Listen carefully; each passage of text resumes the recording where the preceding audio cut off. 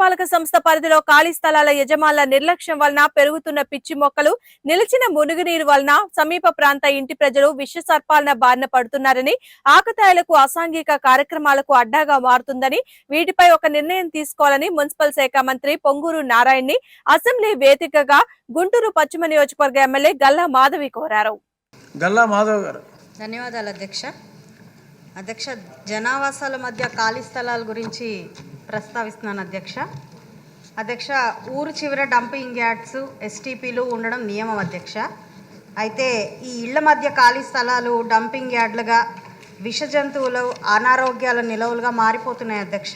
ఇలాంటి ఏ నిర్వహణ బాధ్యతలు ఇటు ఆ స్థలాల యొక్క యజమానులు కానీ, ఇటు కార్పొరేషన్ వాళ్ళు కానీ తీసుకొని పక్షంలో ఇవి మినీ డంపింగ్ యార్డ్స్ లాగా మారిపోయి తీవ్ర అసౌకర్యానికి గురి చేస్తున్నాయి అధ్యక్ష. ఇటు ఇళ్లల్లోకి, అటు అపార్ట్మెంట్లోకి పాములు చేరి భయాందోళనకు గురి చేస్తున్నాయి అధ్యక్ష. ఈ యొక్క అంశాన్ని మీ దృష్టికి ఇదివరకే తీసుకురావడం జరిగింది అధ్యక్ష. ఇంత అత్యంత దారుణమైన పరిస్థితుల్లో ఇళ్ల మధ్యలో ఇలాగా అన్నీ పెరిగిపోయి ఉండడం చాలా తీవ్ర అసౌకర్యానికి గురి చేస్తుంది అధ్యక్ష. దీని మీద ఒక పటిష్టమైన నిర్ణయం తీసుకొని ఒక సమగ్ర చర్య తీసుకోవాల్సిందిగా నేను కోరుకుంటున్నాను అధ్యక్ష. మీ ద్వారా మున్సిపల్ మంత్రి గారికి విన్నవించుకుంటున్నాను అధ్యక్ష.